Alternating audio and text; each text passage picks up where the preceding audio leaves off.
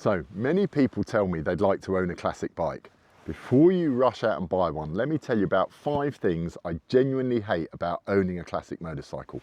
And I own 3 of these things. So good morning, it's Victor 4 here. I'm going to run through 5 things I genuinely hate about classic motorcycles. Number 5, the history is a mystery.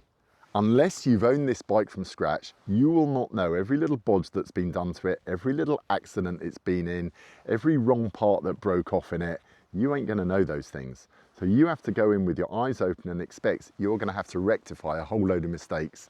And that could cost you a load of money and time, but that is one of the things that comes with owning a classic motorcycle. Number 4, personal one for me, small alternators. If you want a sat nav, if you want heated grips, if you want to be able to charge your phone, if you want heated clothing, all of these are going to challenge these small alternators on these older bikes.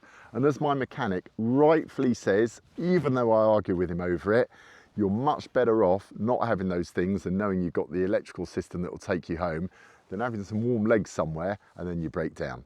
So small alternators, bit of a pain on these older bikes, not much you can do. Number 3, these bikes are over 40 years old. They're not as reliable as they used to be. Electrical systems are brittler, parts start to fail. They weren't maybe built to last 40 years. Every time you go out, you hear a noise on the bike, you're thinking, oh my God, is this it?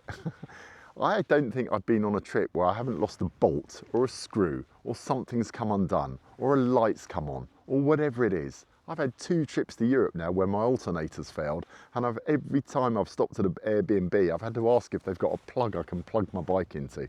That is a pain of having one of these old bikes. They are not as reliable as modern bikes, and you have to be ready to nurse this thing through and look after it as best you can. Number 2, trying to find mechanics who can work on these bikes. These bikes were pretty rare back in the day, and half of the guys who worked on them have retired now. Trying to find someone who knows how to sort out carbs. My God, my Katana 1000, I had 3 mechanics who couldn't sort out the carbs on it until I found my current mechanic, Grumpy 1260, and he's done nothing but work on big old Japanese bikes from the 80s, and he can take a Katana apart and put it back together in his sleep. Thank God I found him, he's sorted out the carbs. But these guys are few and far between, so when you find one, hang on to them, they are like gold dust.